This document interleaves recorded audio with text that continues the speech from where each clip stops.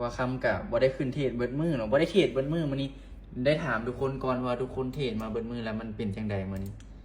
ก็ทุกคนเว้ามานี่คำกับพอฮู้อยู่ว่ามันเป็นตลาดแนวใดเนาะแต่ว่าสิ่งที่เฮาระมัดระวังได้ก็คือห้ามเดินเงินแบบโอเวอร์เกินไปหั่นน่ะเดี๋ยวมาเบิ่งเนาะเบิ่งกราฟก่อนว่าสิเทรดกราฟใดมันเป็นทุกกราฟเลยว่ะทุกคนเบิ่งช่วยกันมันเป็นทุกกราฟเลยว่ะขาขึ้นสวิงไทยบิเป็นแดงแต่ขาลงก็ลงงามๆอยู่โอ้แสดงว่าขาลงนี่มันลงงามเนาะแต่ตอน8 โมงน้องเข้าไงเลยอินซีไม่ติดเลยมันบอกแม่นเดี๋ยวเขาสิลองเบิ่งอันกราฟของ BNB เด้อทุกคนเด้อเดี๋ยวลองเบิ่งกราฟของ BNB เด้อส่วนหลายน้องรู้ขึ้นน้ำส่วนเทนมันเป็นเคงามได้มันงามตลอดอ่ะอ๋อ1 วิถึกมากับโตโอเคมาทุกคนคำพอฮู้ละเดี๋ยวเราลองเบิ่งน้องมีเตทุกคนกะเบิ่งเอาเด้อบ่ต้องเทียดตามเด้อเดี๋ยวคำลองเบิ่งกะว่าลายบ่คือแล้วก็พักก่อนมื้อนี้น่ะเพราะว่าตามที่คำเบิ่งผ่านมานี่บ่มีไผได้กำไรเลยเนาะผ่านมาที่ว่าเขาเทียดมาบนมือเนาะมาเดี๋ยวตลาดบ่งามก็คือว่าล่ะตลาดบ่งามก็เสียคือกันล่ะ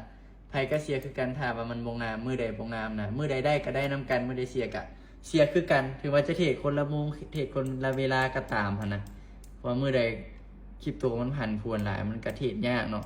เดี๋ยวคำสิลองเบิ่งเด้อว่ามันสิเป็นตามที่คำคิดบ่หั่นนะคันว่าบ่เป็นตามที่คำคิดก็เฮาพากันหยุดก่อนมื้อนี้มื้อหน้าเฮาจึงเทรดลบนี้คำใช้ลบประมาณ100เด้อถ้าว่าออเดอร์นี้เป็นเขียวเฮาสิขายลงเด้อทุกคนเด้อเป็นแดงเป็นเฮาสิซื้อเด้อเดี๋ยวลองเบิ่งตลาดนี้ก่อนแต่ว่ามันบ่ได้เนาะโอ้ทุกคนซื้อเลยเด้อซื้อเลยเดี๋ยวลองเบิ่งทุกคนลองเบิ่งว่าสิเป็นจังไดเห็นมันลงมาหลายละลงมากายโซนมันแล้วทุกคนดิเข้ามาใกล้โซนนี้แล้วโอ้มันหลุดโซนลงมาแล้วนี่นะลองซื้อเบิ่งทุกคนบางที3ออเดอร์มันได้ให้เฮาออเดอร์นึงก็ถือว่าดีนะ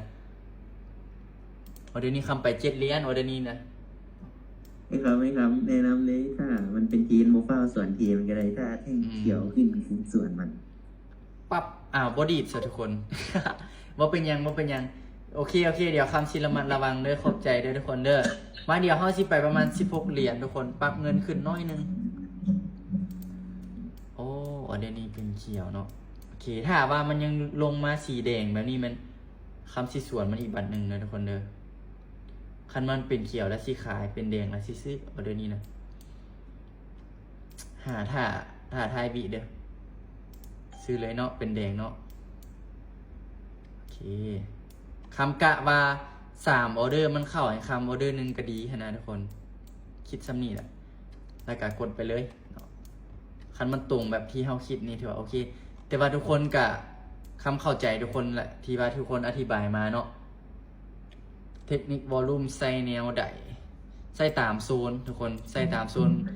เบิ่งแทงเทียนประกอบใส่กับวอลลุ่มเนาะได้เป็นโซนโอเคเห็นบ่ไปซ้ายทุกคนมันบ่เกินความพยายามและกับประสบการณ์ของเขาว่าซั่น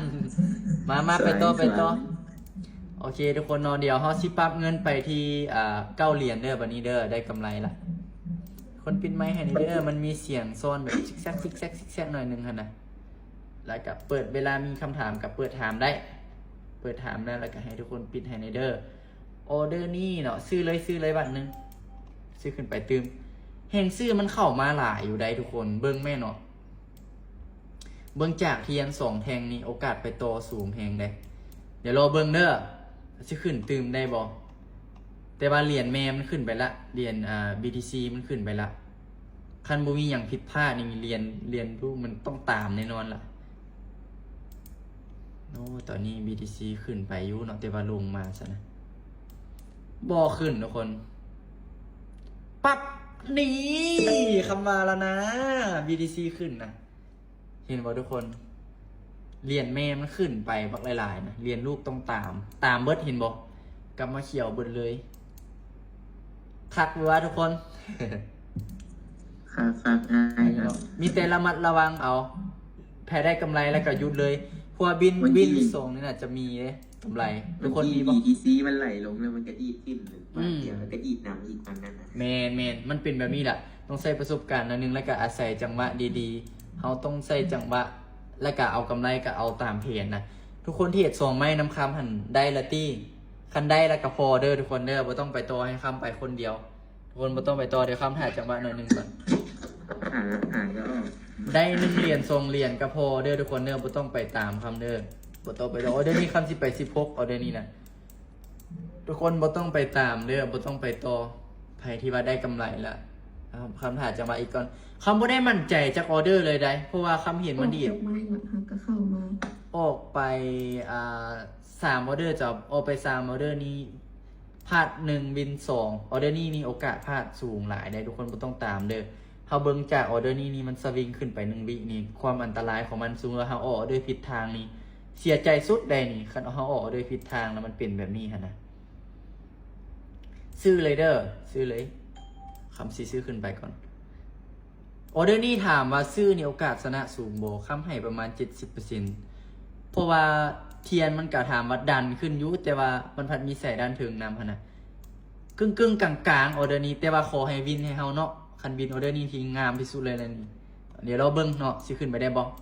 ขึ้นไปก่อนยาวๆโอ้ยลงมาแดงละหน่อยเทเด้โอกาสเฮาทุกคนเอามาเขียวละอ้อยบวินทุกคนเลยเนาะมันลงต่อซ้ำแต่ว่าโซนที่เขาเข้านี่นะทุกคนเขาเอิ้นว่าโซนดีมานด์โซนแล้วเนาะโซนที่มีแฮงซื้ออยู่แล้วเห็นบอกมันหลุดโซนลงมาหลายๆละบอกหลายๆละตลาดนะเขาต้องหาจังหวะดีๆจึงเข้า กราฟใด กราฟของ BNB เด้อทุกคนเด้อออเดอร์เมื่อกี้คำไปหลาย เราซื้อเต็ม30 วิ แมนบอก มีคนละกราฟกัน เดี๋ยวทุกคนแป๊บหนึงเด้อบอกออเดอร์เถื่อออเดอร์นี้เพราะว่าคันว่ามันเปลี่ยนเทียนแดงมันคำซื่อๆออเดอร์นี้นะแต่ว่ามันเปลี่ยนเทียนเขียวก็เลยผ่านไปก่อนหาจังหวะดีๆจึงเข้าอะนะโบมั่วดีก่อนเดี๋ยวคำสิไป35เหรียญเดี๋ยวคันว่าพลาดออเดอร์นี้มันสิซังซาว่าสิหยุดได้นี่คันว่าพลาดเนาะ ประจานออกจากออเดอร์จาก ออกไปซีที่ทุกคนออกไปซี